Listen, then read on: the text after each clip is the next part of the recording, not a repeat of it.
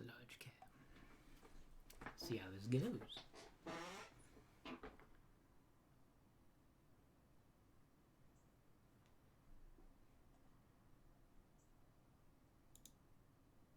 Am I coming through?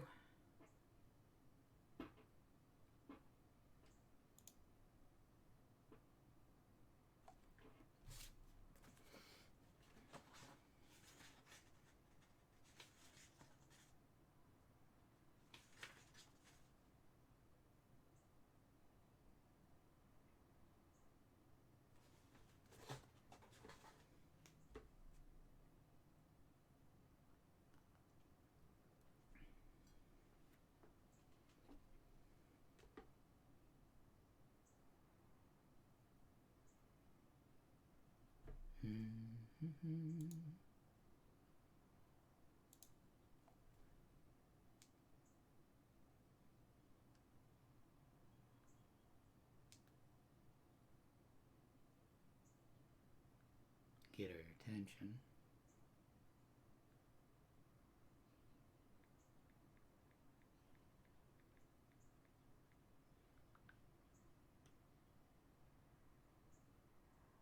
No, there she is. Okay.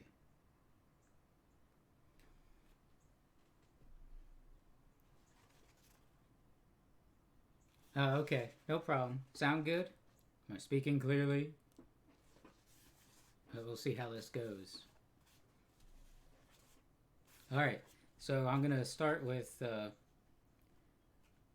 should we start with the introduction or should we get right into it? The introduction's a bit long.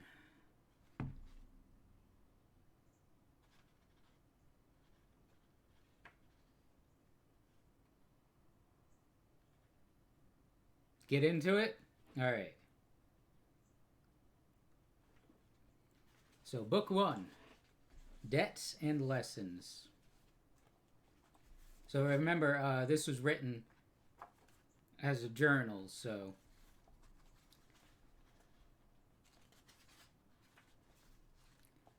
One, my grandfather versus character and self-control. 2, my father, from my own memories and his reputation, integrity and manliness. 3, my mother, her reverence for the divine, her generosity, her inability not only to do wrong, but even to conceive of doing it, and the simple way she lived, not in the least like the rich. 4, my great-grandfather, to avoid the public schools, to hire good private teachers, and to accept the resulting costs as money well spent. 5, my first teacher, not to support this side or that in chariot racing, this fight or that in the games, to put up with discomfort and not make demands, to do my own work, mind my own business, and have no time for slanderers. 6, I'm getting to names now. Diognetus, not to waste time on nonsense, not to be taken in by conjurers and hoodoo artists with their talk about incantations and exorcism and all the rest of it, not to be obsessed with quail fighting or other crazes like that, to hear unwelcome truths, to practice philosophy and to study with Bacchius and then with Tendasus and Marcianus, to write dialogues as a student, to choose the Greek lifestyle, the camp bed, and the cloak. 7, Rusticus, the recognition that I needed to train and discipline my character, not to be sidetracked by my interest in rhetoric, not to write treatises on abstract questions or deliver moralizing little sermons or compose imaginary descriptions of the simple life or the man who lives only for others, to steer clear of oratory, poetry, and bell letters. Latin. Not to dress up just to stroll around the house or things like that, to write straightforward letters like the one he sent my mother from Sinusa, and to behave in conciliatory way when people who have angered or annoyed us want to make up. To read attentively, not to be satisfied with just getting the gist of it, and not to fall for every smooth talker. And for introducing me to Epictetus's lectures and loaning me his own copy.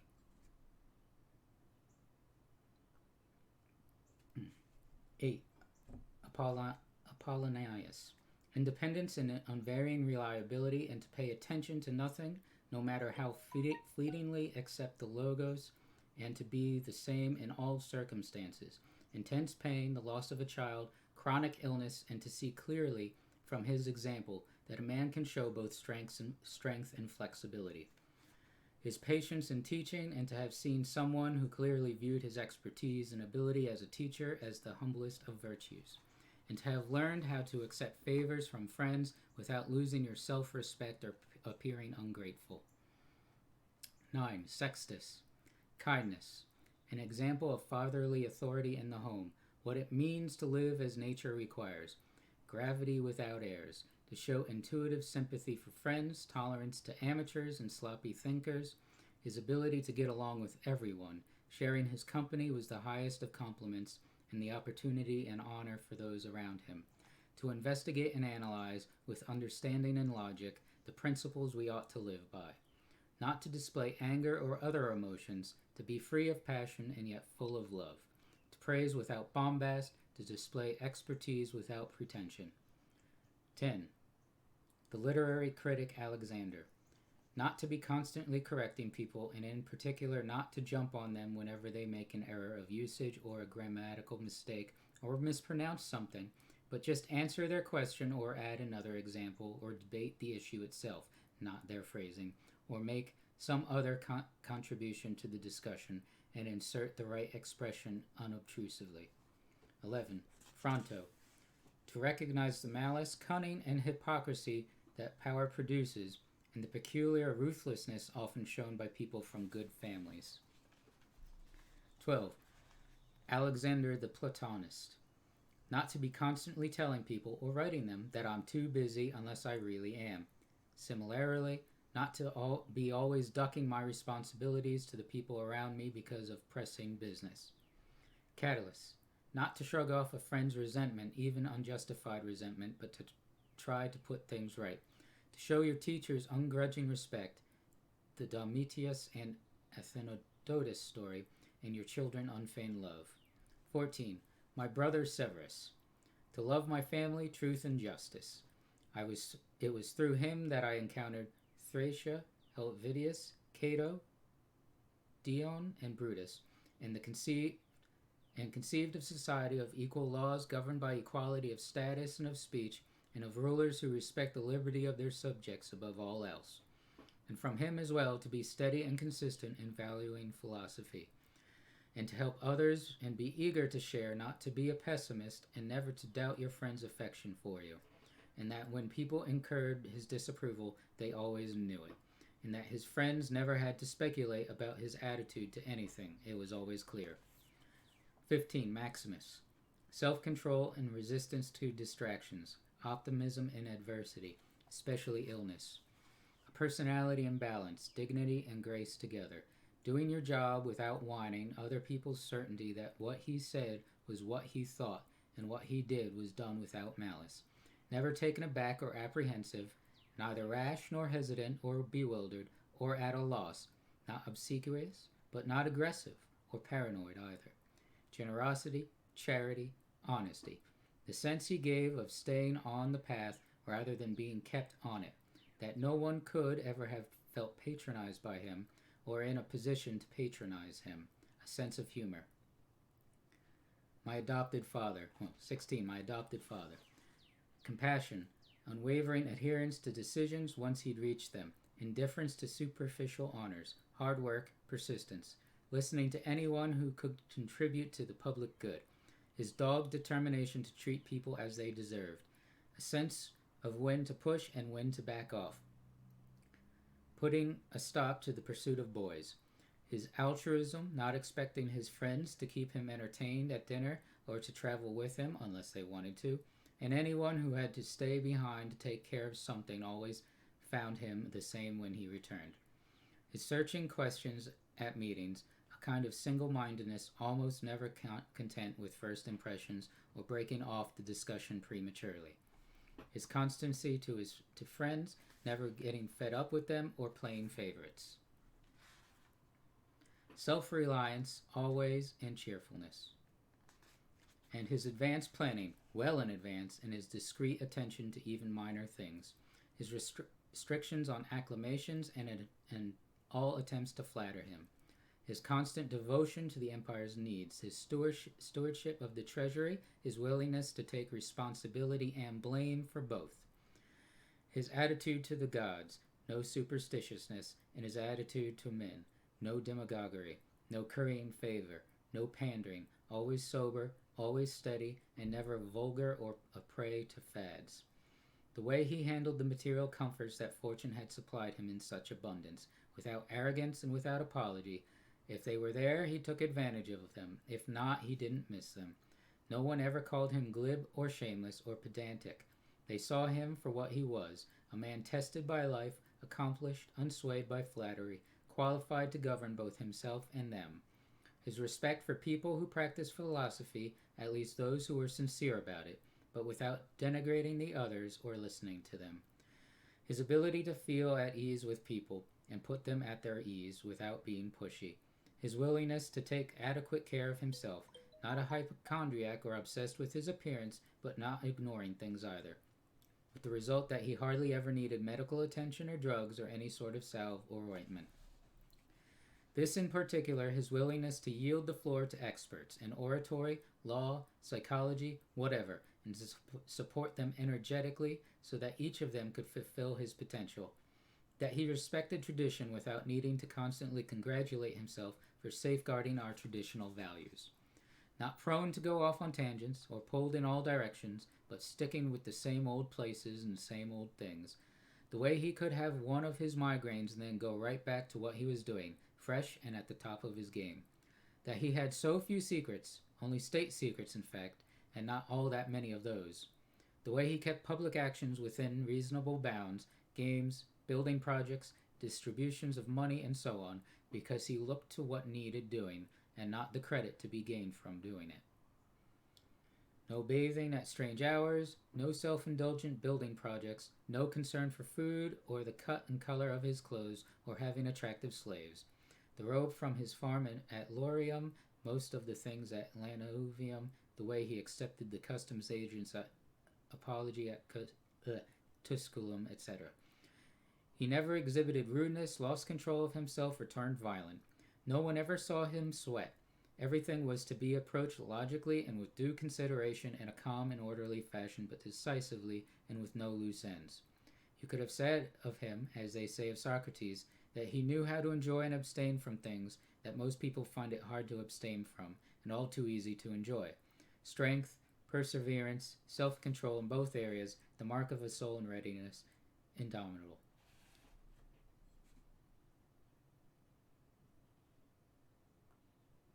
Hmm. 17. The gods.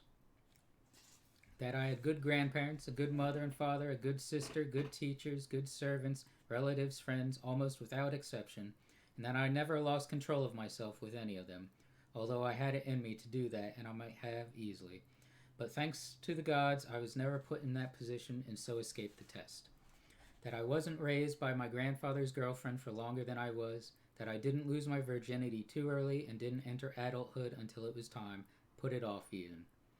That I had someone, as a ruler and as a father, who could keep me from being arrogant and make me realize that even at court you can live without a troop of bodyguards and gorgeous clothes, lamps, sculpture, the whole charade. That you can behave almost like an ordinary person without seeming slovenly or careless as a ruler or when carrying out official obligations. That I had the kind of brother I did, one whose character challenged me to improve my own, one whose love and affection enriched my life. That my children weren't born stupid or physically deformed. That I wasn't more talented in rhetoric or poetry or other areas. If I'd felt that I was making better progress, I might never have given them up. That I conferred on the people who brought me up the honors they seemed to want early on, instead of putting them off since they were still young, with the hope that I'd do it later. That I knew Apollonius and Rusticus and Maximus. That I was shown clearly and often that it would be like what it would be like to live as nature requires. The gods did all they could through their gifts, their help, their inspiration to ensure that I could live as nature demands. And if I failed, it's no one's fault but mine, because I didn't pay attention to what they told me, to what they taught me, practically, step by step. That my body has held out, especially considering the life I've led. That I never laid a finger on Benedicta or Theodotus, and that even later, when I was overcome by passion, I recovered from it. That even though I was often upset with Rusticus, I never did anything I would have regretted later. Hey Liz, thanks. That even though she died young, at least my mother spent her last years with me. That whatever I felt like helping someone who was short of money or otherwise in need, I never had to be told that I had no resources to do it with, and that I was never put in that position myself, of having to take something from someone else. That I have the wife I do, obedient, loving, humble. That my children had competent teachers, remedies granted through dreams, when I was coughing blood, for instance, and having fits of dizziness, and the one at Keita. That when I became interested in philosophy, I didn't fall into the hands of charlatans and didn't get bogged down in writing treatises or become absorbed by logic chopping or preoccupied with physics. All things for which we need the help of fortune and the gods. Tongue twisters. Did I get anything done today? And that's book 1 we're done with. So about 15 minutes. Made the bed. I got some laundry going. I got the dishwasher going. So I got a few things done. Yeah, Latin and Latin names are not my strong point. So, yay, we're going to have a lot of tripping. Alright, so book 2, On the River Gran among the Quadi, if I pronounce that right. 1. When you wake up in the morning, tell yourself, the people I deal with today will be meddling, ungrateful, arrogant, dishonest, jealous, and surly. They are like this because they can't tell good from evil. But I have seen the beauty of good and the ugliness of evil, and have recognized that the wrongdoer has a nature related to my own, not of the same blood or birth, but the same mind, and possessing a share of the divine. And so none of them can hurt me. No one can implicate me in ugliness. Nor can I feel angry at my relative or hate him. We were born to work together, like feet, hands, and eyes, like the 2 rows of teeth, upper and lower. To obstruct each other is unnatural. To feel anger at someone, to turn your back on him, these are our obstructions. 2. Whatever this is that I am, it is flesh, and a little spirit, and an intelligence. Throw away your books. Stop letting yourself be distracted. That is not allowed. Instead, as if you were dying right now, despise your flesh, a mess of blood, pieces of bone, a woven tangle of nerves, veins, arteries. Consider what the spirit is, air and never the same air, but vomited out and gulped in again every instant. Finally, the intelligence. Think of it this way. You are an old man. Stop allowing your mind to be a slave, to be jerked about by selfish impulses, to kick against fate and the present, and to mistrust the future. 3. What is divine is full of providence. Even chance is not divorced from nature, from the inweaving and enfolding of things governed by providence. Everything proceeds from it. And then there is necessity and the needs of the whole world of which you are a part. Whatever the nature of the whole does, and whatever serves to maintain it, is good for every part of nature. The world is maintained by change in the elements and in the things they compose. That should be enough for you. Treat it as an axiom. Discard your thirst for books, so that you won't die in bitterness, but in cheerfulness and truth, grateful to the gods from the bottom of your heart. 4. Remember how long you've been putting this off, how many extensions the gods gave you, and you didn't use them. At some point you have to recognize what world it is that you belong to, what power rules it, and from what source you spring, that there is a limit to the time assigned you, and if you don't use it to free yourself, it will be gone and will never return.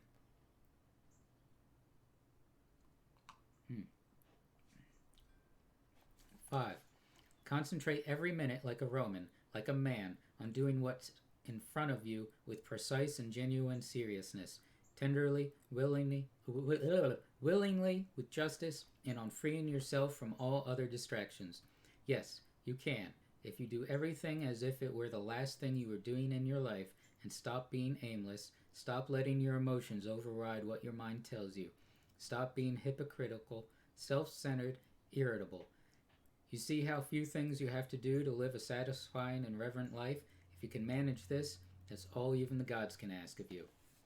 6. Yes, keep on degrading yourself, soul, but soon your chance at dignity will be gone.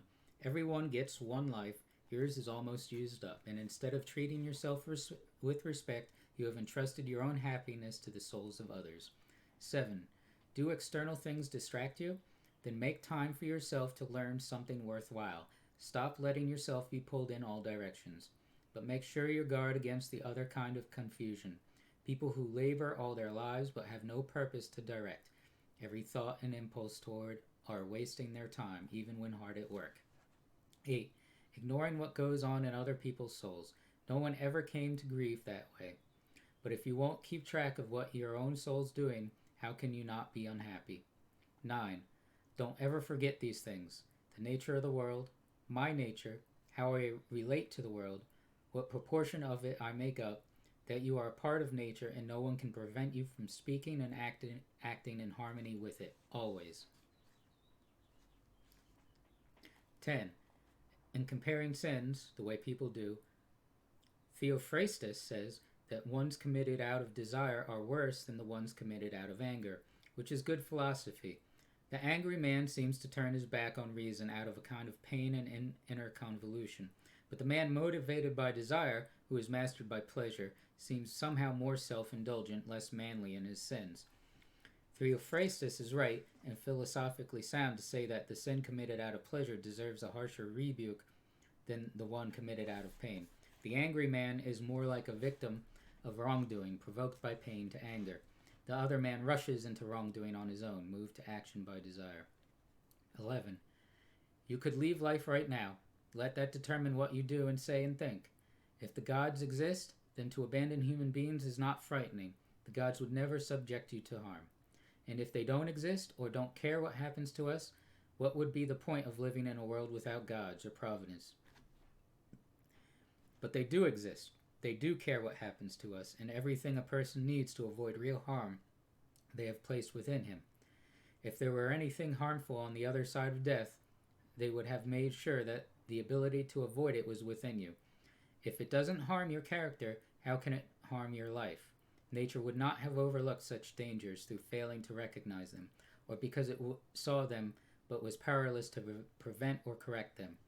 Nor would it ever, through inability or incompetence, make such a mistake as to let good and bad things happen indiscriminately to good and bad alike. But death and life, success and failure, pain and pleasure, wealth and poverty, all these happen to good and bad alike, and they are neither noble nor shameful, and hence neither good nor bad. 12. The speed with which all of them vanish, the objects in the world and the memory of them in time, and the real nature of the things our senses experience, especially those that entice us with pleasure or frighten us with pain or are loudly trumpeted by pride. To understand those things, how stupid, contemptible, grimy, decaying, and dead they are, that's what our intellectual powers are for. And to understand what those people really amount to, whose opinions and voices constitute fame, and what dying is, and that if you look at it in the abstract and break down your imaginary ideas of it by logical analysis, you realize that it's nothing but a process of nature, which only children can be afraid of, and not only a process of nature, but a necessary one, and how man grasps God with what part of himself he does so, and how that part is conditioned when he does.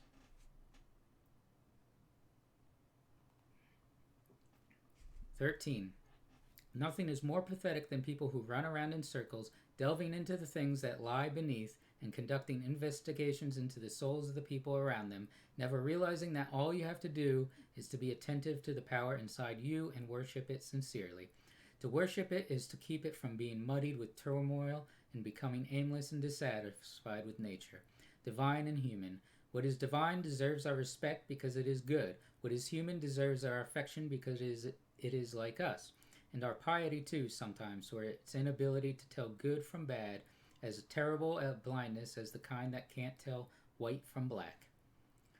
14. Even if you're going to live 3,000 more years or 10 times that, remember, you cannot lose another life than the one you're living now, or live another one than the one you're losing. The longest amounts to the same as the shortest. The present is the same for everyone. Its loss is the same for everyone, and it should be clear that a brief instant is all that is lost, for you can't lose either the past or the future. How could you lose what you don't have? Remember two things. One, that everything has always been the same and keeps recurring, and it makes no difference whether you see the same things recur in 100 years or 200 or in an infinite period. 2. That the longest lived and those who will die soonest lose the same thing. The present is all that they can give up, since that is all you have, and what you do not have you cannot lose. 15. Everything is just an impression. Monimus the Cynic. And the response is obvious enough. But the point is a useful one, if you take it for what it's worth. 16. The human soul degrades itself. 1. Above all, when it does its best to become an abscess, a kind of detached growth on the world. To be disgruntled at anything that happens is a kind of secession from nature, which compromises the nature of all things. 2. When it turns its back on another person or sets out to do it harm, as the souls of the angry do. 3. When it is overpowered by pleasure or pain. 4. When it puts on a mask and does or says something artificial or false. 5. When it allows its actions and impulse to be without a purpose, to be random and disconnected. Even the smallest things ought to be directed toward a goal. But the goal of rational beings is to follow the rule and law of the most ancient of communities and states. 17. Human life, duration, momentary, nature, changeable, perception, dim, condition of body, decaying, soul, spinning around, fortune, unpredictable, lasting fame, uncertain. Sum up. The body and its parts are a river, the soul a dream and mist. Life is warfare and a journey far from home. Lasting reputation is oblivion. Then what can guide us? Only philosophy, which means making sure that the power within stays safe and free from assault, superior to pleasure and pain, doing nothing randomly or dishonestly, and with imposture, not dependent on anyone else's doing something or not doing it, and making sure that it accepts what happens and what it is dealt as coming from the same place it came from, and above all, that it accepts death in a cheerful spirit as nothing but the dissolution of the elements from which each living thing is composed. If it doesn't hurt the individual elements to change continually into one another, why are people afraid of all of them changing and separating? It's a natural thing, and nothing natural is evil. Thank you, Liz. That was book 2.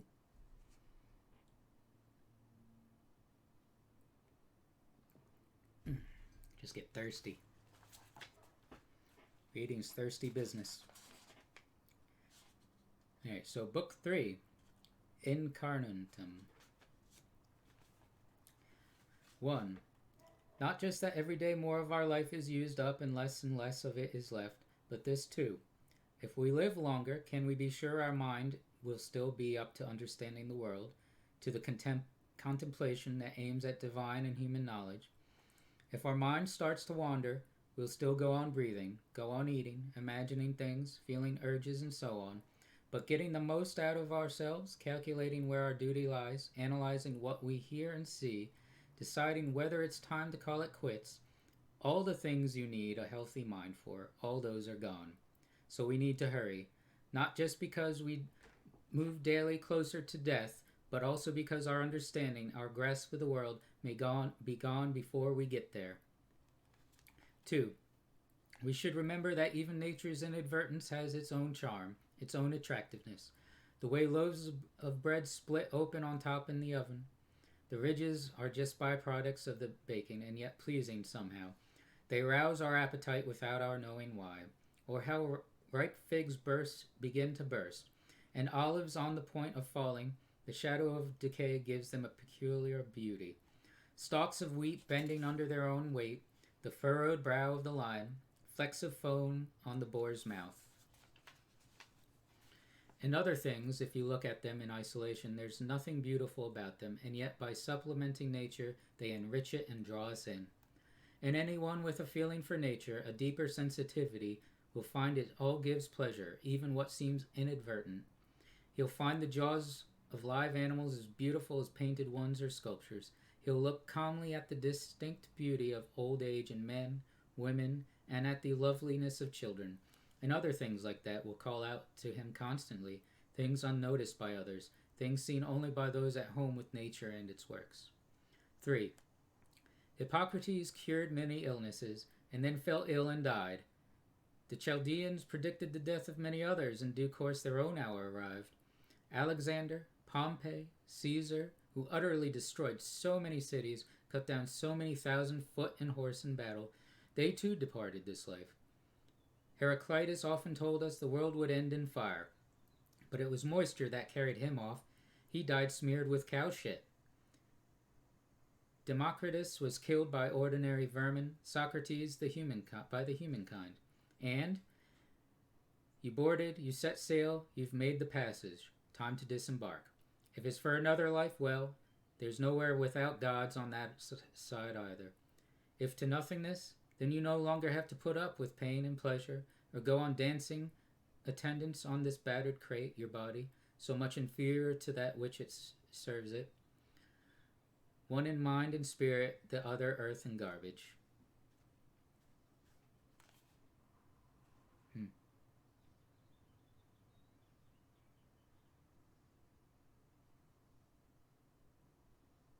Oh, okay. 4. Don't waste the rest of your time here worrying about other people unless it affects the common good. It will keep you from doing anything useful. You'll be preoccupied with what so-and-so is doing and why, and what they're saying and what they're thinking and what they're up to, and all the other things that throw you off and keep you from focusing on your own mind. You need to avoid certain things in your train of thought.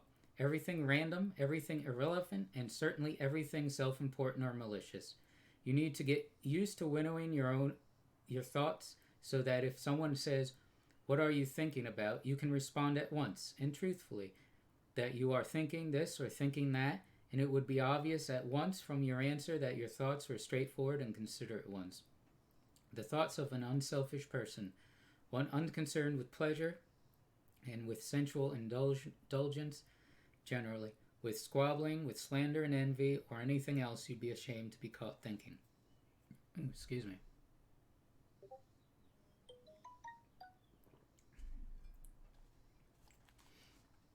Someone like that, someone who refuses to put off joining the elect, is a kind of priest, a servant of the gods, in touch with what is within him and what keeps a person undefiled by pleasures, invulnerable to any pain, untouched by arrogance, unaffected by meanness, an athlete in the greatest of all contests, the struggle not to be overwhelmed by anything that happens. With what leaves us dyed indelibly by justice, welcoming wholeheartedly whatever comes, whatever we're assigned, not worrying too often or with any selfish motive about what other people say or do or think. He does only what is his to do and considers constantly what the world has in store for him, doing his best, and trusting that all is for the best, for we carry our fate with us, and it carries us. He keeps in mind that all rational things are related, and that to care for all human beings is part of being human, which doesn't mean we have to share their opinions. We should listen only to those whose lives conform to nature, and the others he bears in mind what sort of people they are, both at home and abroad, by night as well as day, and who they spend their time with, and he cares nothing for their praise, men who can't even meet their own standards. 5. How to act. Never under compulsion, out of selfishness, without forethought, with misgivings. Don't gussy up your thoughts. No surplus words or unnecessary actions. Let the spirit in you represent a man, an adult, a citizen, a Roman, a ruler, taking up his post like a soldier and patiently awaiting his recall from life, needing no oath or witness. Cheerfulness, without requiring other people's help or serenity supplied by others, to stand up straight, not straightened. 6. If at some point in your life you should come across anything better than justice, honesty, self-control, courage, then a mind satisfied that it has succeeded in enabling you to act rationally and satisfied to accept what's beyond its control, if you find anything better than that, embrace it without reservations. It must be an extraordinary thing indeed, and enjoy it to the full. But if nothing presents itself that's superior to the spirit that lives within, the one that has subordinated individual desires to itself, that discriminates among impressions, that has broken free of physical temptations, as Socrates used to say, and subordinated itself to the gods, and looks out for human beings' welfare, if you find that there's nothing more important or valuable than that, then don't make room for anything but it. For anything that might lead you astray, tempt you off the road, and leave you unable to devote yourself completely to achieving the goodness that is uniquely yours. It would be wrong for anything to stand between you and attaining goodness, as a rational being and a citizen. Anything at all, the applause of the crowd, high office, wealth, or self-indulgence, all of them might seem to be compatible with it for a while, but suddenly they control us and sweep us away. So make your choice straightforwardly, once and for all, and stick to it. Choose what's best. Best is what benefits me. As a rational being, then follow through, or just as an animal, then say so and stand your ground without making a show of it. Just make sure you've done your homework first. 7. Never regard something as doing you good if it makes you betray a trust, or lose your sense of shame, or make you show hatred, suspicion, ill will, or hypocrisy, or a desire for things best done behind closed doors. If you can privilege your own mind, your guiding spirit, and your reverence for its powers, that should keep you clear of dramatics, of wailing and gnashing of teeth. You won't need solitude, or a cast of thousands either. Above all, you'll be free of fear and desire, and how long your body will contain the soul that inhabits it will cause you not a moment's worry. If it's time for you to go, leave willingly, as you would to accomplish anything that can be done with grace and honor, and concentrate on this your whole life long. For your mind to be in the right state, the state a rational civic mind should be in. 8. The mind of one set straight and purified, no pus, no dirt, no scabs, and not a life cut short by death, like an actor who stops before the play is done, the plot wound up. Neither servility nor arrogance, neither cringing nor disdain, neither excuses nor evasions. 9. Your ability to control your thoughts, treat it with respect. It's all that protects your mind from false perceptions, false to your nature and that of all the rational beings. It's what makes thoughtfulness possible and affection for other people and submission to the divine. 10. Forget everything else. Keep hold of this alone and remember it. Each of us lives only now, this brief instant. The rest has been lived already, or is impossible to see. The span we live is small. Small is the corner of the earth in which we live it. Small is even the greatest renown passed from mouth to mouth by short-lived stick figures, ignorant alike of themselves and those long dead. 11. To the standbys above, add this one. Always to define whatever it is we perceive, to trace its outline, so we can see what it really is, its substance, stripped bare as a whole, unmodified, and to call it by its name, the thing itself and its components, to which it will eventually return. Nothing is so conducive to spiritual growth as this capacity for logical and accurate analysis of everything that happens to us. To look at it in such a way that we understand what need it fulfills, and in what kind of world, and its value to that world as a whole, and to man in particular as a citizen of that higher city of which all other cities are mere households. What is it, this thing that now forces itself on my notice? What is it made up of? How long was it designed to last, and what qualities do I need to bring to bear on it? Tranquility, courage, honesty, trustworthiness, straightforwardness, independence, or what?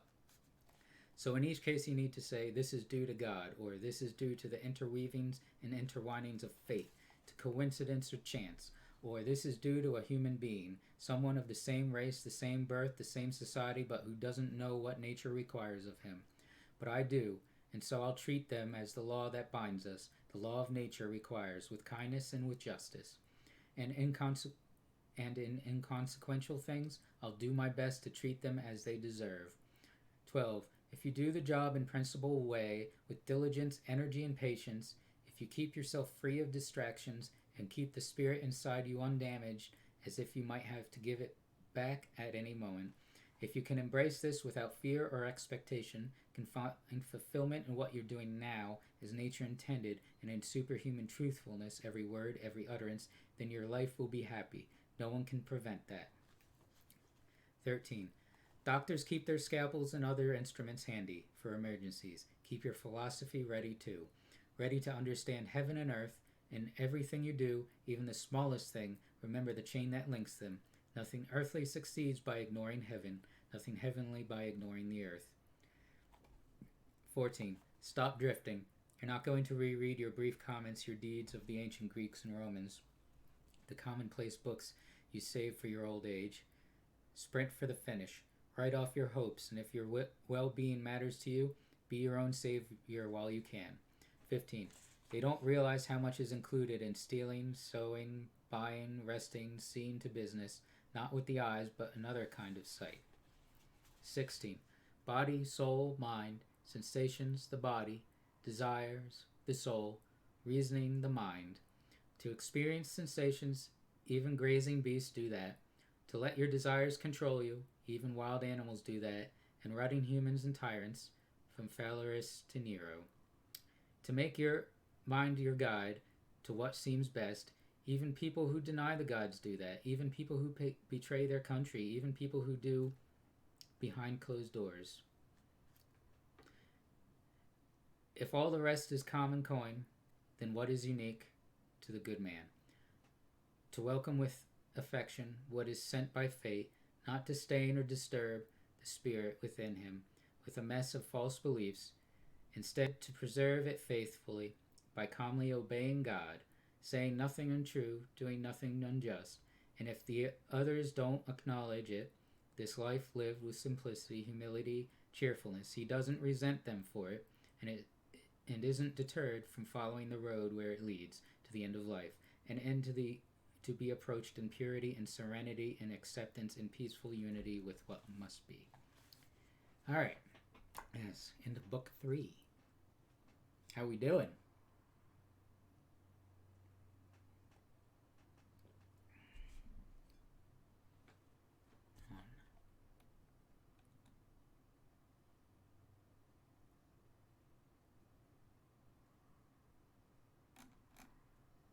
Thanks. Yeah, a lot of people, I think it's one of the more popular philosophy books because a lot of people can relate to him, and it's thin, and it's simply written. It's not like you're reading, a thick Plato's Republic and all this stuff. He talks in, it's more life experience than anything.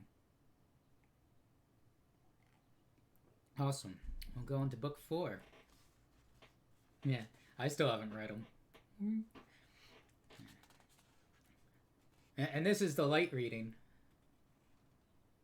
Oh, the intellectual talk, yeah. This is the light reading I'm doing for the first book. Wait until I get into my heavy academic history. You're going to be like, oh, my brain hurts. I just don't know which one I'm going to do yet. I have to find the books.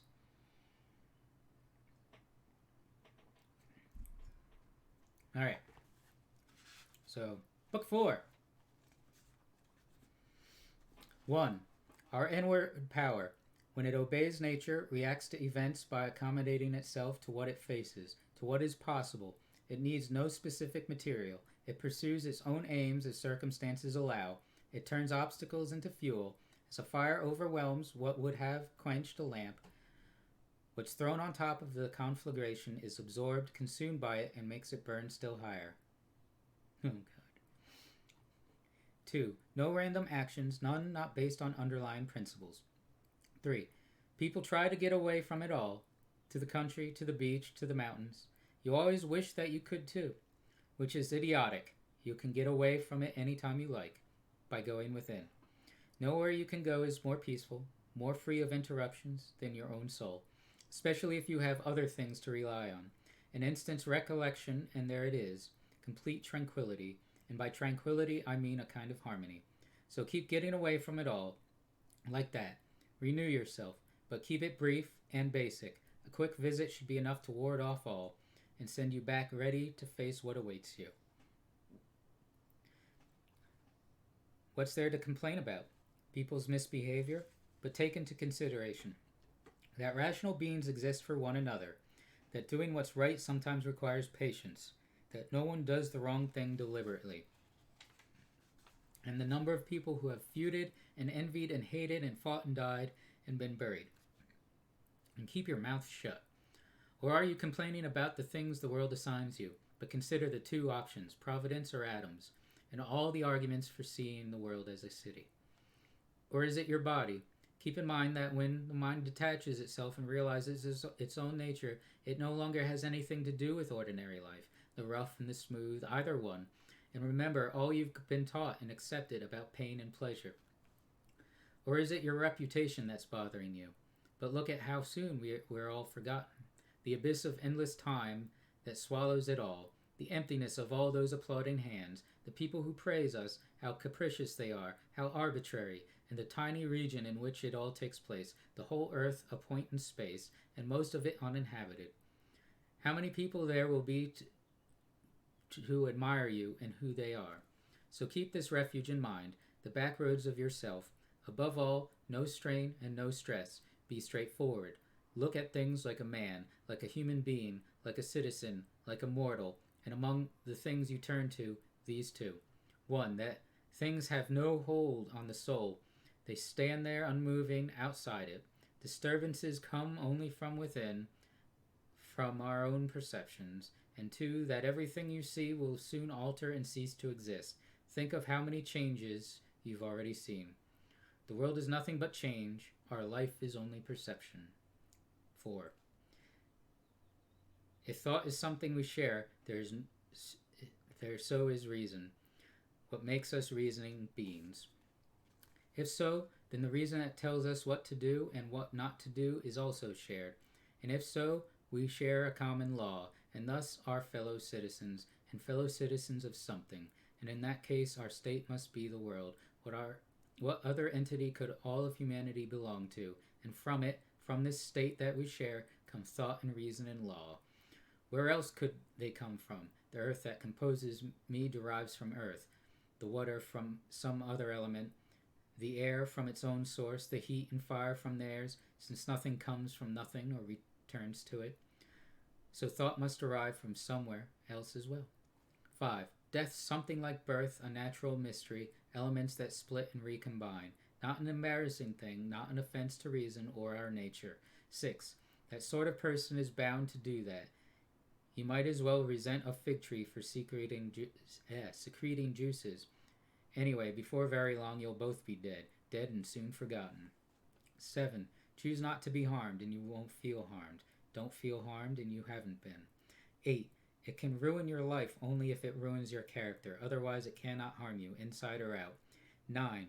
It was for the best, so nature had no choice but to do it. 10. That every event is the right one. Look closely and you'll see. Not just the right one overall, but right. As if someone had weighed it out with scales. Keep looking closely like that and embody it in your actions. Goodness, what defines a good person? Keep to it in everything you do. 11. Not what your enemy sees and hopes that you will, but what's really there. 12. 2 kinds of readiness are constantly needed. 1. To do only what the logos of authority and law directs with the good of human beings in mind. And 2. To reconsider your position when someone can set you straight or convert you to his. But your conversion should always rest on a conviction that it's right or benefits others, nothing else, not because it's more appealing or more popular. 13. You have a mind? Yes. Well, why not use it? Isn't that all you want? For it to do its job? 14. You have function as part of something. You will vanish into what produced you, or be restored, rather, to the logos from which all things spring, by being changed. 15. Many lumps of incense on the same altar, one crumbles now, one later, but it makes no difference. 16. Now they see you as a beast, a monkey, but in a week they'll think you're a god, if you rediscover your beliefs and honor the Logos. 17. Not to live as if you had endless years ahead of you. Death overshadows you. While you're alive and able, be good. 18. The tranquility that comes when you stop caring what they say or think or do, only what you do. Is this fair? Is this the right thing to do? Not to be distracted by their darkness, to run straight for the finish line, unswerving. 19.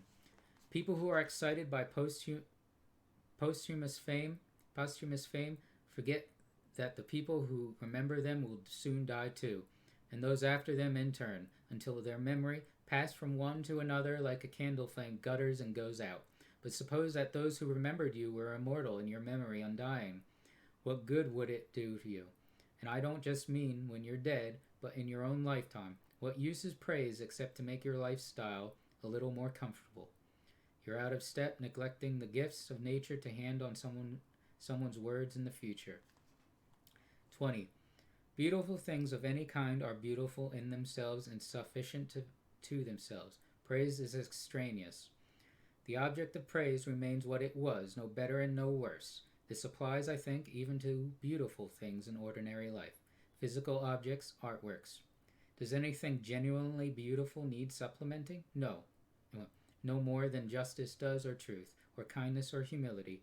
Are any of those improved by being praised, or damaged by contempt? Is an emerald suddenly flawed if no one admires it? Or gold, or ivory, or purple? Lyres, knives, flowers, bushes? 21. If our souls survive, how does the air find room for them? All of them since the beginning of time. Hey Gorgoroth, how's it going? How does the earth find room for all the bodies buried in it since the beginning of time? They linger for whatever length of time, and then, through changing decomposition, make room for others. So too with the souls that inhabit the air, they linger a little, and then are changed, diffused, and kindled into fire, absorbed into the Logos from which all things spring, and so make room for new arrivals. One possible answer, but we shouldn't think only of the mass buried bodies. There are the ones consumed on a daily basis by us and by other animals. How many are swallowed up like that, entombed in the bodies of those nourished by them? And yet there is room for them all, converted into flesh and blood, transformed to air and fire. How is the truth of this determined? Through analysis, material and cause. 22. Not to be driven this way and that, but always to behave with justice and see things as they are. 23. To the world, your harmony is mine. Whatever time you choose is the right time, not late, not early. To nature, what the turn of your sessions brings me falls like ripe fruit. All things are born from you, exist in you, return to you. The poet says, dear city, Cecrops, can't you bring yourself to say of Zeus? 24. If you see tranquility, do less. Or, more accurately, do what's essential, what the Logos of a social being requires, and in the requisite way, which brings a double satisfaction, to do less better. Because most of what we say and do is not essential. If you can eliminate it, you'll have more time and more tranquility. Ask yourself at every moment, is this necessary? But we need to eliminate unnecessary assumptions as well, to eliminate the unnecessary actions that follow. 25. And then you might see what the life of the good man is like, someone content with what nature assigns him, and satisfied with being just and kind himself. 26. You've seen that, now look at this. Don't be disturbed, uncomplicate yourself. Someone has done wrong to himself. Something happens to you. Good. It was meant for you by nature, woven into the pattern from the beginning. Life is short. That's all there is to say. Get what you can from the present, thoughtfully, justly, unrestrained moderation. 27. An ordered world or a mishmash, but still in order. Can there be order within you and not in everything else? And things so different, so dispersed, so intertwined? 28. Character, dark, womanish, obstinate, wolf, sheep, child, fool, cheat, buffoon, salesman, tyrant. 29. Alien, one who doesn't know what the world contains or how it operates. Fugitive, one who evades his obligations to others. Blind, one who keeps the eyes of his mind shut tight. Poor, requiring others, not having the necessities of life in one's own possession. Rebel, one who is rebellious, one who withdraws from the logos of nature because he resents its workings. It produced you, now it produces this. Schismatic, one who separates his own soul from others with the logos. They should be one.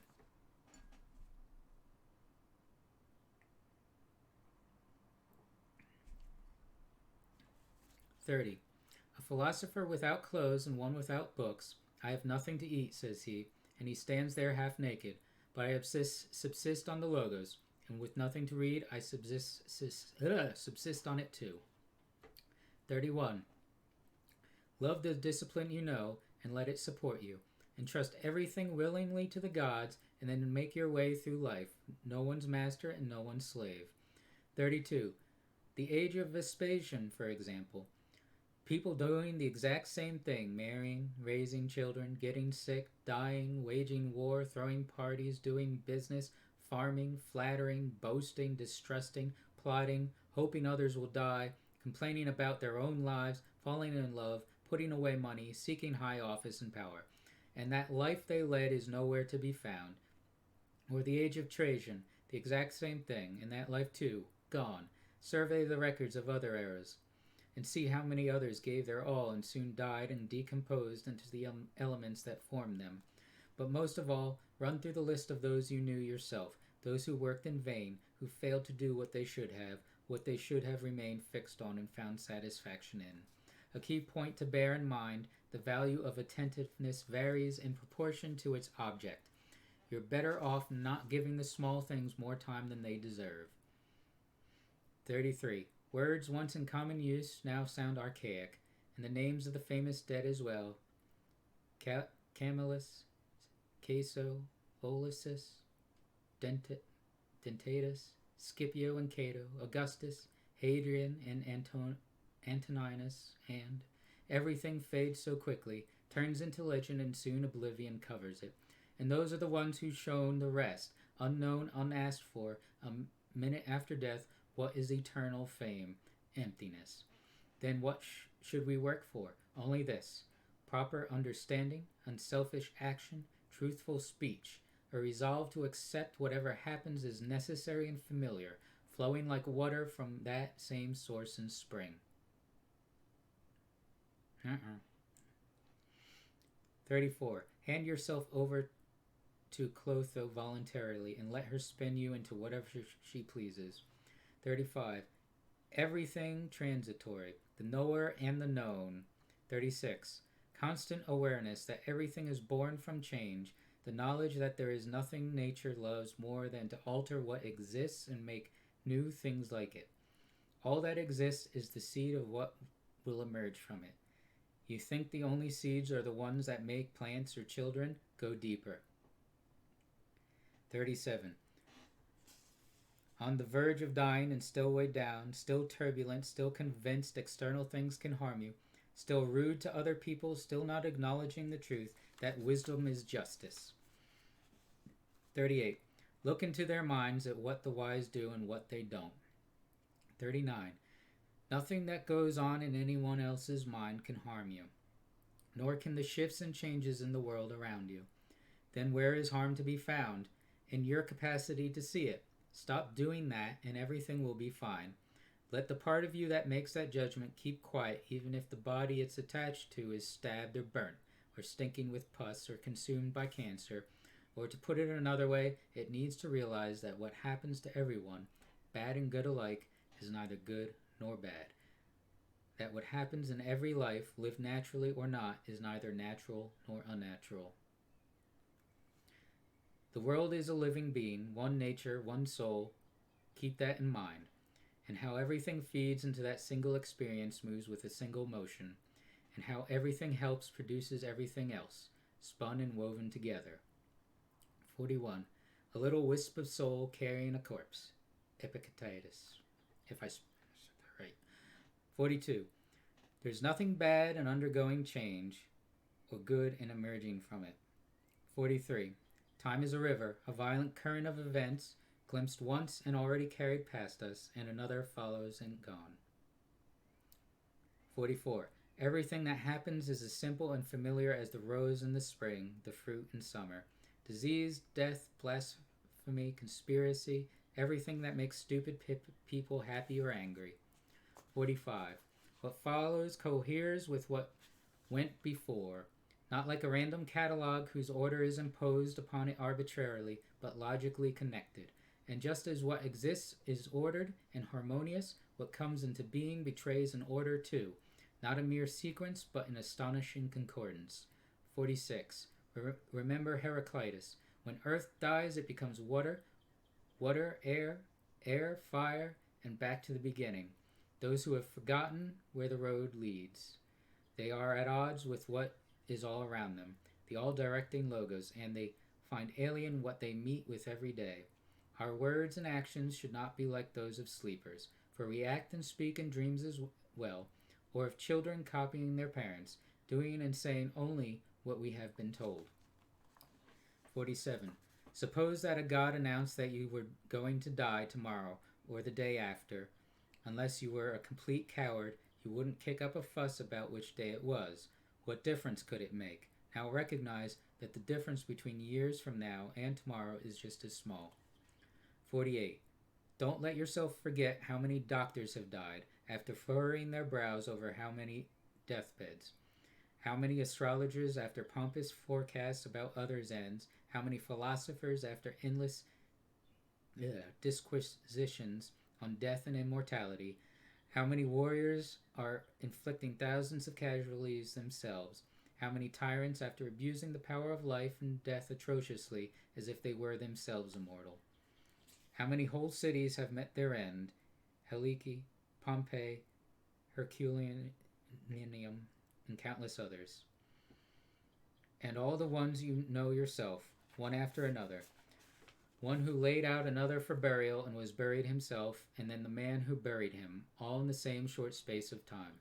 In short, know this. Human lives are brief and trivial. Yesterday a blob of semen, tomorrow embalming fluid ash.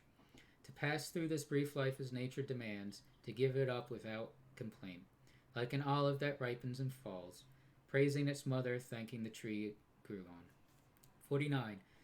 To be like the rock that waves keep crashing over. It stands unmoved, and the raging of the sea falls still around it. 49a. It's unfortunate that this has happened. No, it's fortunate that this has happened and I've remained unharmed by it, not shattered by the present or frightened of the future. It could have happened to anyone, but not everyone could have remained unharmed by it. Why treat the one as a misfortune rather than the other as fortunate? Can you really call something a misfortune that doesn't violate human nature? Or do you think something that's not against nature's will can violate it? But you know what its will is? Does what's happened keep you from acting with justice, generosity, self-control, sanity, prudence, honesty, humility, straightforwardness, and all the other qualities that allow a person's nature to fulfill itself? So remember this principle when something threatens to cause you pain. The thing itself was no misfortune at all. To endure it and prevail is great good fortune. 50. A trite but effective tactic against the fear of death. Think of the list of people who had to be pried away from life. What did they gain by dying old? In the end, they all sleep 6 feet under. Cadicius, Fabius, Julian, Lepidus, and all the rest. They buried their contemporaries and were buried in turn. Our lifetime is so brief, and to live it out in these circumstances among these people in this body, nothing to get excited about. Consider the abyss of time past, the infinite future, 3 days of life or 3 generations. What's the difference? 51. Take the shortest route, the one that nature planned, to speak and act in the healthiest way. Do that and be free of pain and stress, free of all calculation and pretension. And that was book 4. Yay.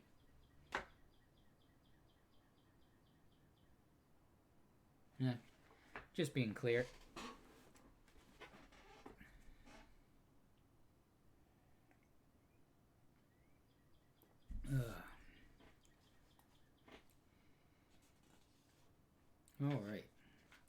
far are we into this? Maybe we get halfway through today. I'm an hour into reading.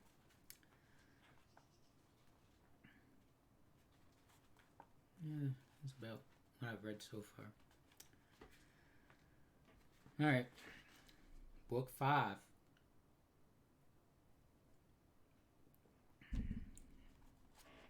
One. At dawn, when you have trouble getting out of bed, tell yourself, I have to go to work as a human being. What do I have to complain of? If I'm going to do what I was born for, the things I was brought into the world to do, or is this what I was created for, to huddle under the blankets and stay warm? But it's nicer here. So you were born to feel nice instead of doing things and experiencing them?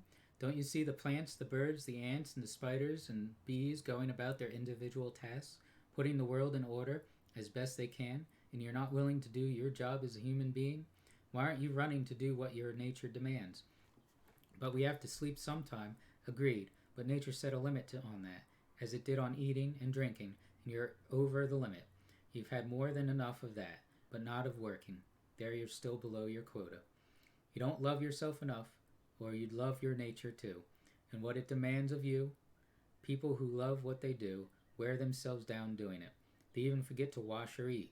Do you have less respect for your own nature than the engraver does for engraving, the dancer for the dance, the miser for money, or the social climber for status? When they're really possessed by what they do, they'd rather stop eating and sleeping than give up practicing their art. Is helping others less valuable to you, not worth your effort? Excuse me. 2. To shrug it all off and wipe it clean, every annoyance and distraction, and reach utter stillness. Child's play. 3. If an action or utterance is appropriate, then it's appropriate for you. Don't be put off by other people's comments and criticism. If it's right to say or do it, then it's the right thing for you to do or say. The others obey their own lead. Follow their own impulses. Don't be distracted. Keep walking. Follow your own nature and follow nature along the road they share. 4.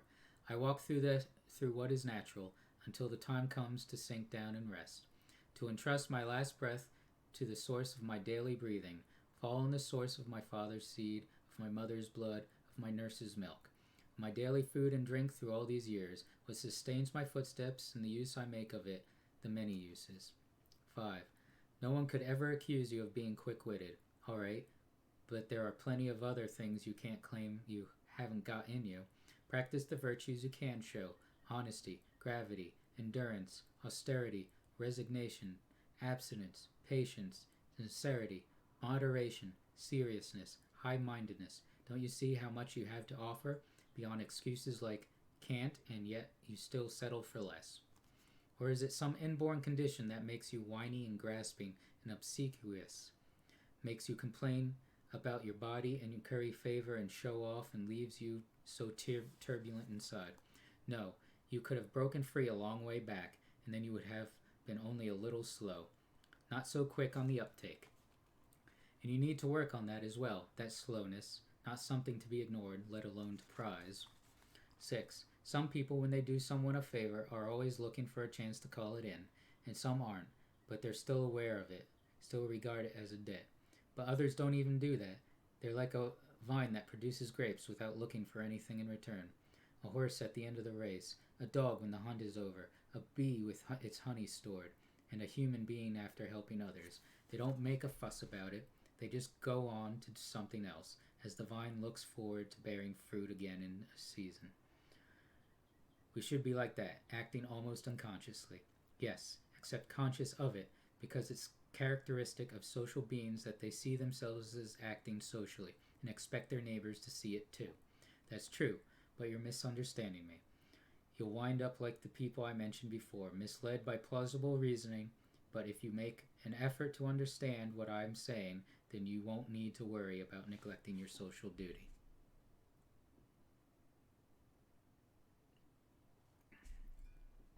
Seven. Prayer of Athenians. Zeus, rain down on the land and fields of Athens. Either no prayers at all, or one as straightforward as that. 8. Just as you overhear people saying that the doctor prescribes such and such for him, like riding or cold baths or walking barefoot, say this: nature prescribed illness for him, or blindness, or the loss of a limb, or whatever. There prescribed means something like ordered so as to further his recovery. And so too here. What happens to each of us is ordered. It furthers our destiny. And when we describe things as taking place, we're talking like builders who say that blocks in a wall or a pyramid take their place in the structure and fit together in a harmonious pattern. For there is a single harmony. Just as the world forms a single body comprising all bodies, so fate forms a single purpose comprising all purposes. Even complete illiterates acknowledge it when they say that something brought on this or that.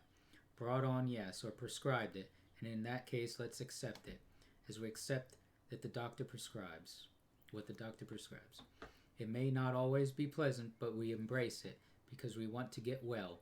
Look at the accomplishment of nature's plans in the light, the way you look at your own health, and accept what happens, even if it seems hard to accept. Accept it because of what it leads to, the good health of the world, and the well-being and prosperity of Zeus himself, who would not have brought this on anyone unless it brought benefit to the world as a whole.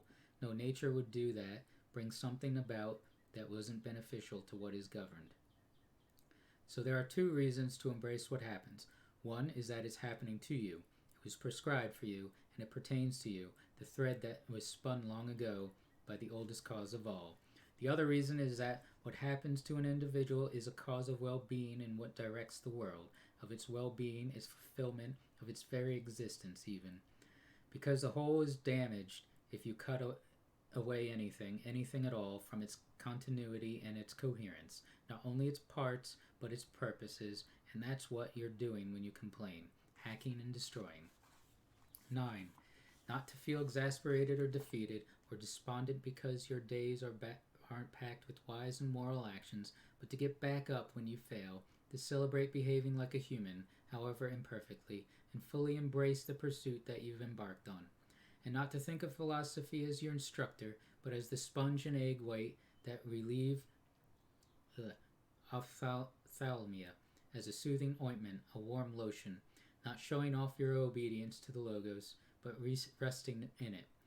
Remember, philosophy requires only what your nature already demands. What you've been after is something else again, something unnatural. But what could be preferable? That's exactly how pleasure traps us, isn't it? Wouldn't magnanimity be preferable? Or freedom, honesty, prudence, piety?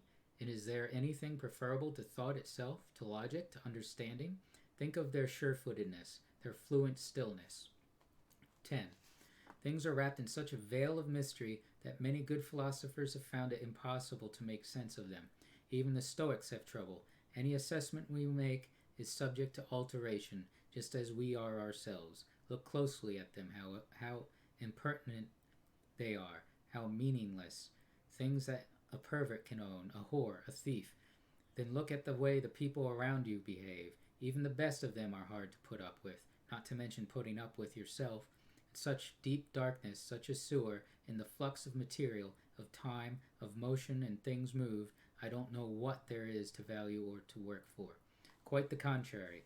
We need to comfort ourselves and wait for dissolution, and not get impatient in the meantime, but take refuge in these two things.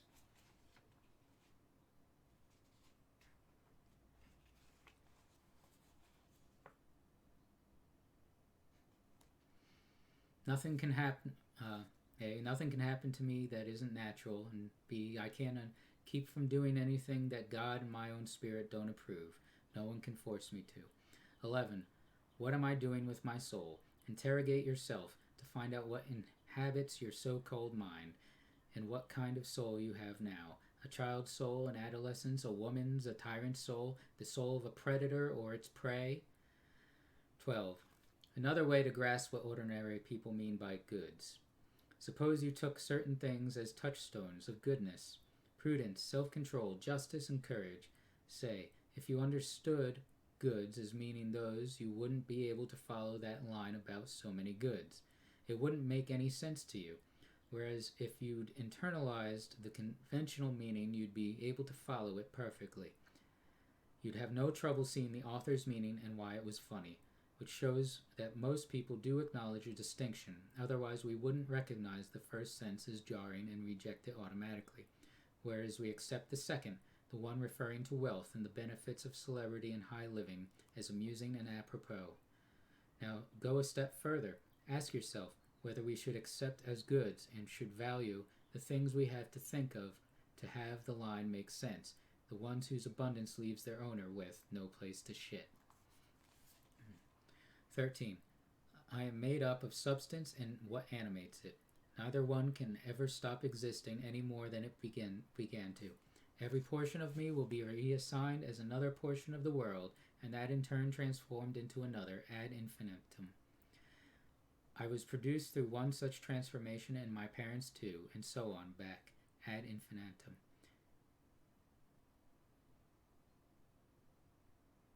Hmm. 14.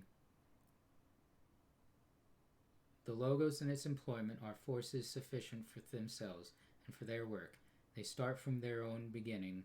They proceed to the appointed end. We call such activities directed from the directness of their course. 15. Nothing pertains to human beings except that defines us as human. No other things can be determined of us. They aren't proper to human nature, nor is it incomplete without them. It follows that they are not our goal, or what helps us reach it. The good, if any of them, were proper to us. It would be improper to disdain or resist it, nor would we admire people who show themselves immune to it.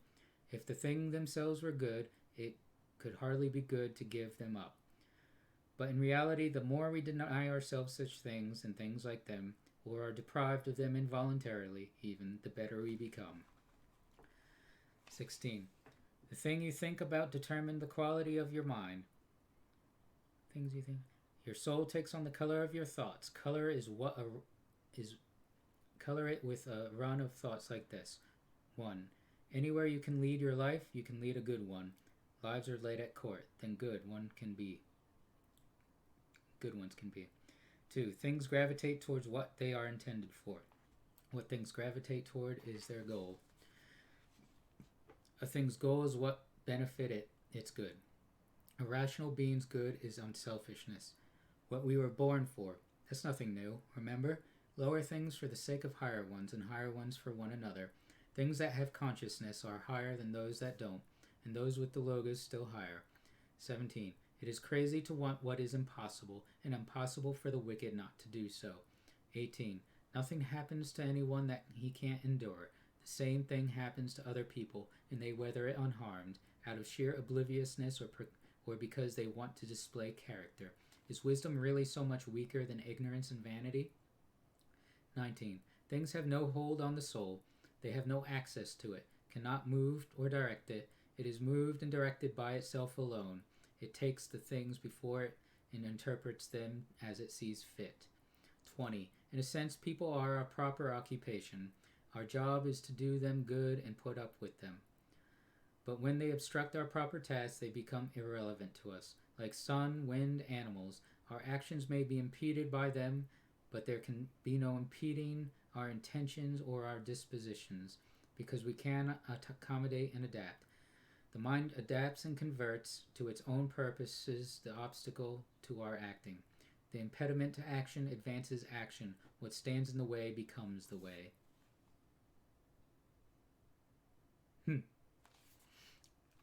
21. Honor that which is greatest in the world, that on whose business all things are employed and by whom they are governed. And honor what is greatest in yourself, the part that shares its nature with that power. All things, in you as well, are employed about its business, and your life is governed by it. 22. If it does not harm the community, it does not harm its members. When you think you've been injured, apply this rule. If the community isn't injured by it, neither am I.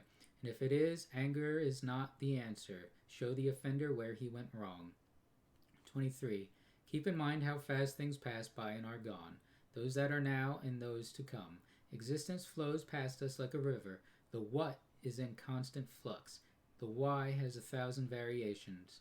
Nothing is stable, not even what's right here. The infinity of past and future gapes before us, a chasm whose depths we cannot see. So it would take an idiot to feel self-importance or distress, or any indignation either, as if the things that irritate us lasted. 24. Remember, matter, how tiny your share of it. Time, how brief and fleeting your allotment of it. Fate, how small a role you play in it. 25. So other people hurt me? That's their problem. Their character and actions are not mine.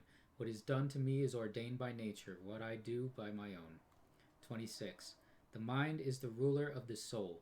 It should remain unstirred by agitations of the flesh, gentle and violent ones alike, not mingling with them, but fencing itself off and keeping those feelings in their place.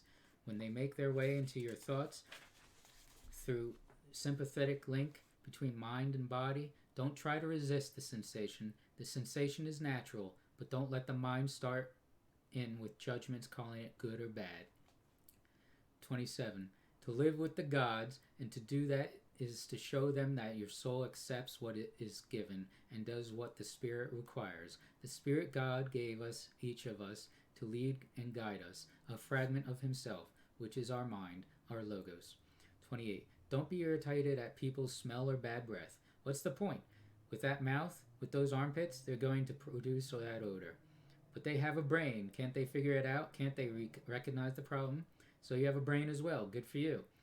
Then use your logic to awaken his. Show him. Make him realize it. If he'll listen, then you'll have solved the problem without anger. 28a. Neither player king nor prostitute. 29.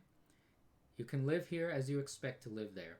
And if they won't let you, you can depart life now and forfeit nothing. If the smoke makes me cough, I can leave. What's so hard about that? Until things reach that point, I'm free.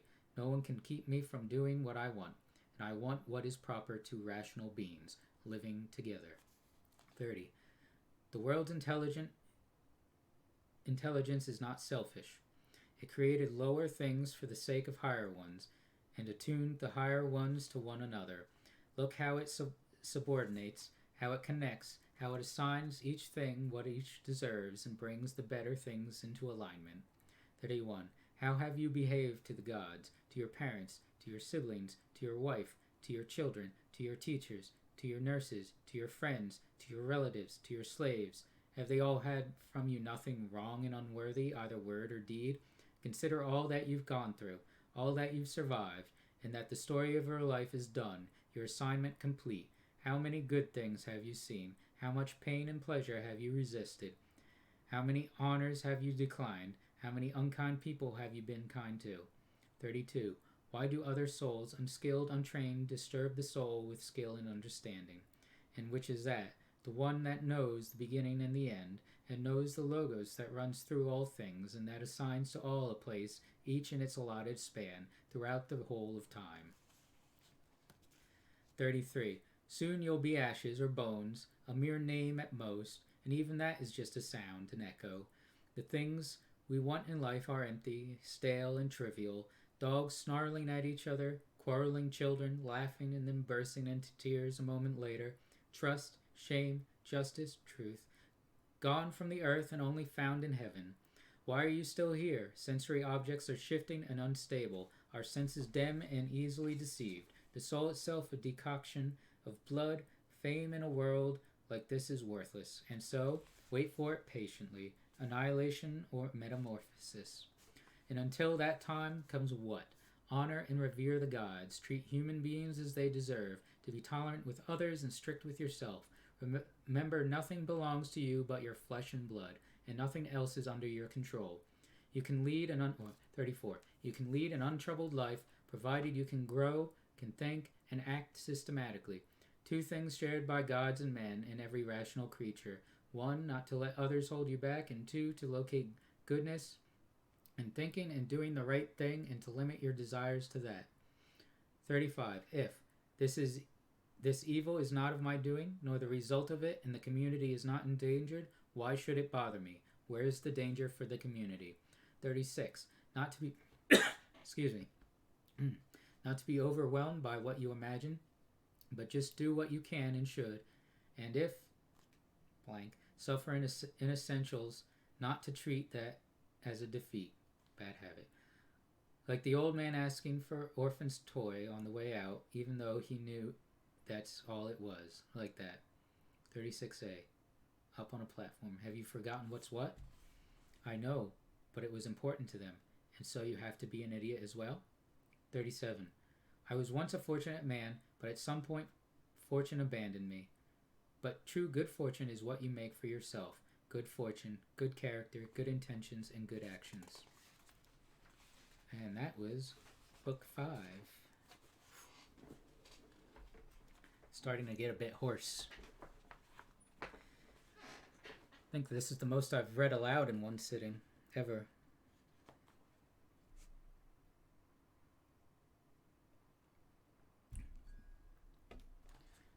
Yeah, Liz, Bond reading.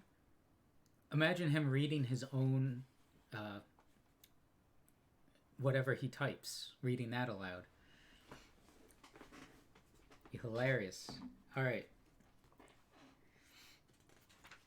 Book 6. I think that we'll at least get through book 6. And that'll be like halfway. We'll see how my voice is. Starting to get sore. Alright. 1. Nature is pliable, obedient, and the logos that governs it has no reason to do evil. It knows no evil, does none, and causes harm to nothing. It dictates all beginnings and all endings. 2. Just that you do the right thing. The rest doesn't matter. Cold or warm, tired or well rested, despised or honored, dying or busy with other assignments. Because dying too is one of our assignments in life. There as well to do what needs doing. 3. Look inward. Don't let the true nature or value of anything elude you.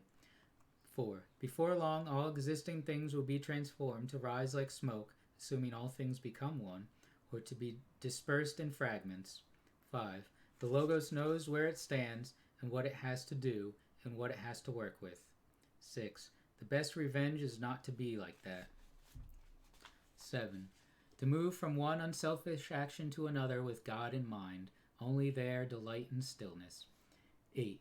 The mind is that which is roused and directed by itself. It makes of itself what it chooses. It makes what it chooses of its own experience. 9. Everything is brought about by nature, not by anything beyond it or within it, or apart from it. 10. Mixture, interaction, dispersal, or unity, order, design. Suppose, why would I want to live in disorder and confusion? Why would I care about anything except the eventual dust to dust? And why would I feel any anxiety? Dispersal is certain, whatever I do. Or suppose, reverence, serenity, faith in the power responsible. 11. When jarred unavoidably by circumstances, revert at once to yourself and don't lose the rhythm more than you can help. You'll have a better grasp of the harmony if you keep on going back to it. 12. If you had a stepmother and a real mother, you would pay your respects to your stepmother, yes, but it's your real mother you'd go home to. The court and philosophy. Keep returning to it, to rest in its embrace. It's all that makes the court, and you, endurable. 13.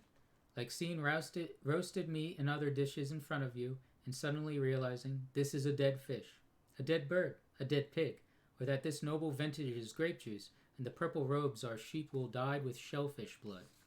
Or making love, something rubbing against your penis, a brief seizure and a little cloudy liquid.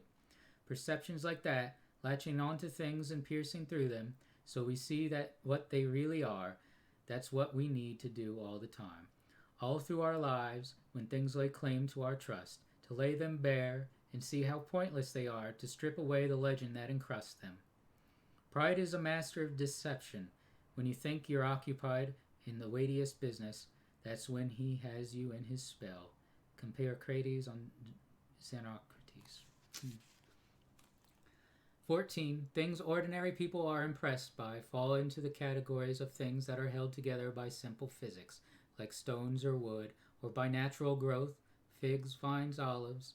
Those admired by advanced minds are held together by a living soul, flocks of sheep, herds of cow. Still more sophisticated people admire what is guided by a rational mind, not the universal mind, but one admired for its technical knowledge or for some other skill, or just because it happens to own a lot of slaves. But those who revere that other mind, the one we all share as humans and as citizens, aren't interested in other things. Their focus is on the state of their own minds, to avoid all selfishness and illogic, and to work with others to achieve that goal. Coffee. 15. Some things are rushing into existence, others out of it. Some of what now exists is already gone. Change and flux constantly remake the world, just as the incessant progression of time remakes eternity. We find ourselves in a river. Which of the things around us should we value when none of them can offer a firm foothold? Like an attachment to a sparrow, we glimpse it and it's gone. In life itself, like the decoction of blood, the drawing in of air, we expel the power of breathing we drew in at birth, just yesterday or the day before, breathing it out like the air we exhale at each moment. 16. What is it in ourselves that we should prize? Not just transpiration, even plants do that, or respiration, even beasts and wild animals breathe, or being struck by passing thoughts, or jerked like a puppet by your own impulses, or moving in herds, or eating and relieving yourself afterwards. Then what is to be prized? An audience clapping? No. No more than the clacking of their tongues, which is all that public praise amounts to, a clacking of tongues. So we throw out other people's recognition. What's left for us to prize? I think it's this, to do and not do what we were designed for. That's the goal of all trades, all arts, and what each of them aims at. That the thing they create should do what it was designed to do. The nurseryman who cares for the vines, the horse trainer, the dog breeder, this is what they aim at. And teaching and education, what else are they trying to accomplish? So that's what we should prize. Hold on to that, and you won't be tempted to aim at anything else. And if you can't stop prizing a lot of other things, then you'll never be free. Free, independent, imperturbable, because you'll always be envious and jealous, afraid that people might come and take it all away from you, plotting against those who have them, those things you prize. People who need those things are bound to be a mess, and bound to take out their frustration on the gods, whereas to respect your own mind, to prize it, will leave you satisfied with your own self, well integrated into your community, and in tune with the gods as well, embracing what they allot you and what they ordain. 17. The elements move upward, downward, in all directions. The motion of virtue is different, deeper. It moves at a steady pace on a road hard to discern, and always forward. 18. The way people behave. They refuse to admire their contemporaries, the people whose lives they share. No, but to be admired by posterity, people they've never met and never will. That's what they set their hearts on. You might as well be upset at not being a hero to your great-grandfather. 19. Not to assume it's impossible because you find it hard, but to recognize that if it's humanly possible, you can do it too.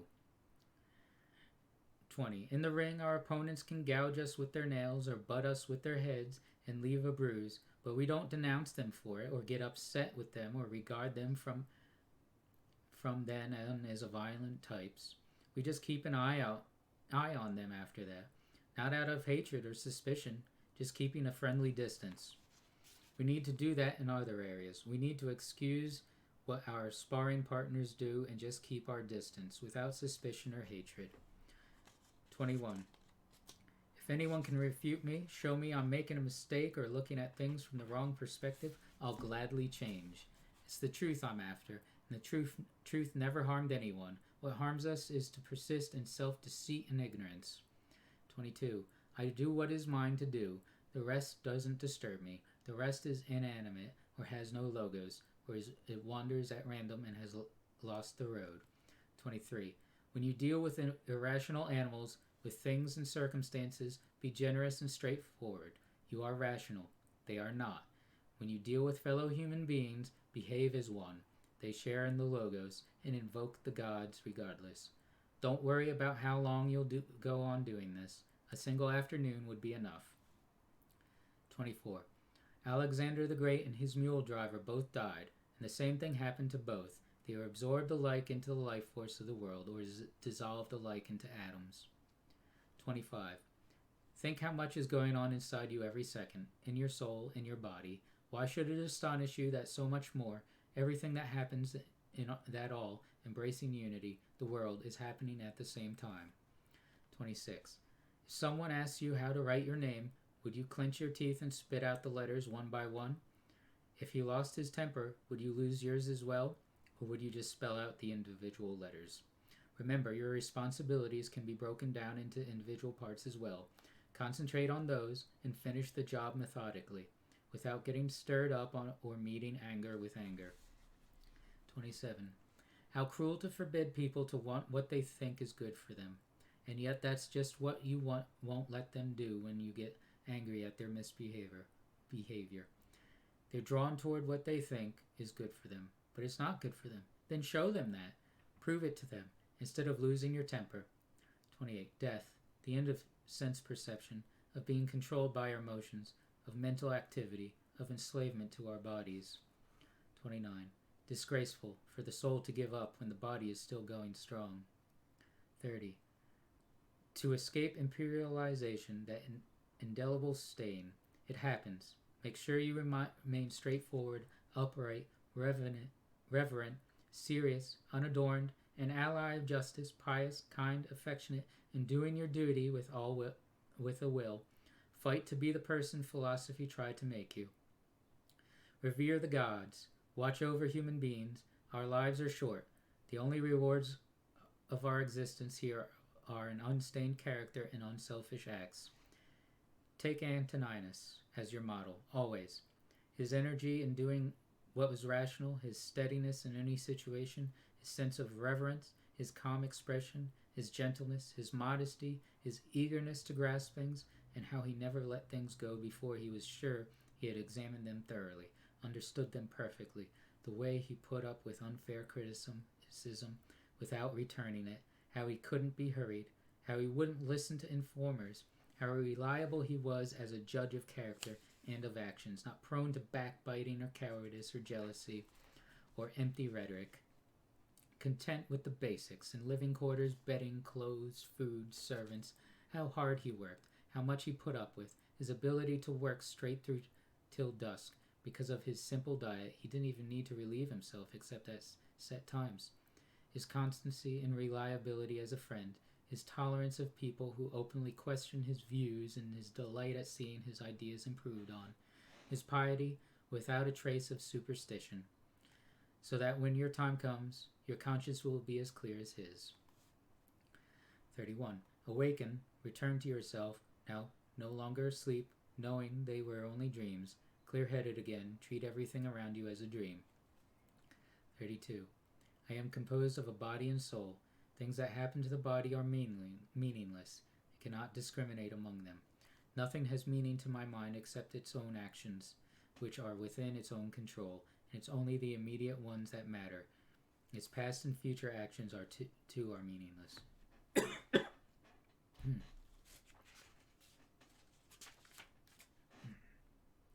33. It's normal to feel pain in your hands and feet if you're using your feet as feet and your hands as hands.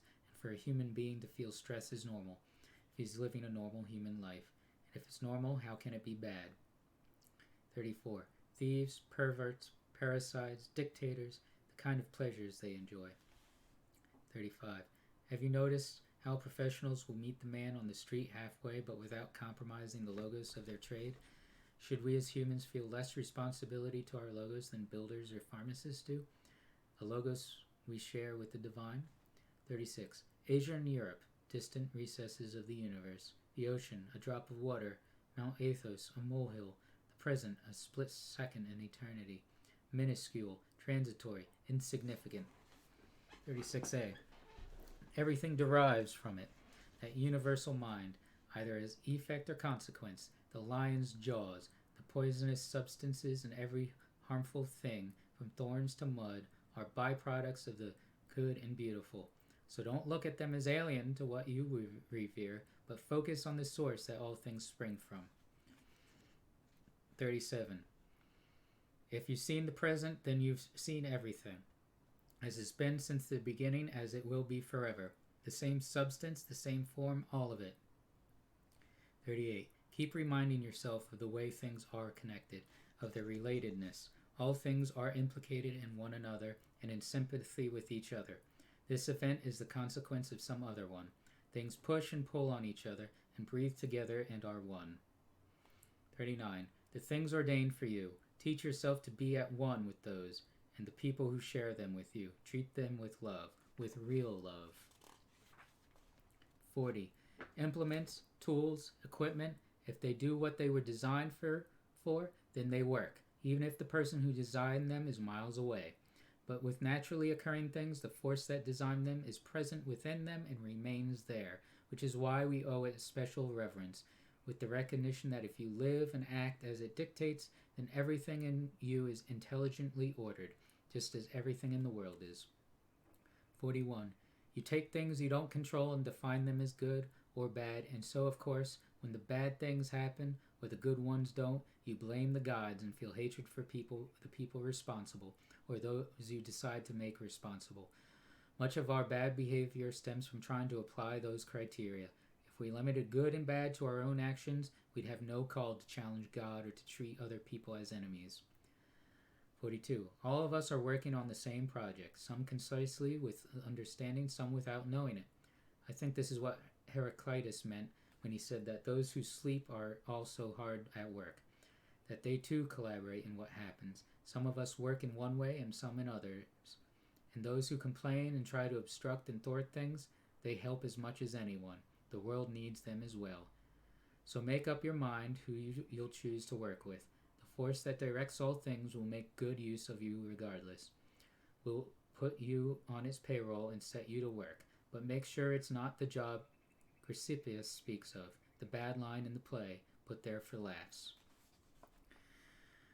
43. Does the sun try to do the rain's work, or Asclepius Demeter's? And what about each of the stars, different yet working in common? 44. If the gods have made decisions about me and the things that happen to me, then they were good decisions. It's hard to picture a god who makes bad ones. And why would they expend their energies on causing me harm? What good would it do them, or the world, which is their primary concern?